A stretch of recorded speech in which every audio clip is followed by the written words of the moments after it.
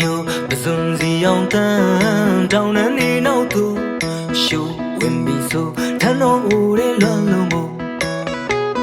အမိန်တို့ဤဆိုပြုံးမင်းရင်ခလမ်းမှာခင်လေးမပါတော့လို့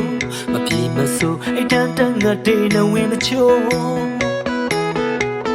လွမ်းစရာတနေ့တစ်မျိုးမျိုးတနေ့တစ်မျိုးမျိုးထိန်ကြီးအောင်လာရောင်ဖြာတော့ကိုယ့်ရဲ့အနာဂတ်လေးရမောင်းတဘာဝရဲ့လာရီတော့မေးချင်တော့တဲ့ဖြစ်လေးပြင်းရဲ့လွမ်းရောင်ဖန်ဆောင်အတေးရဲ့ပကြီးကလေးမြင်ရောင်တဘာဝရဲ့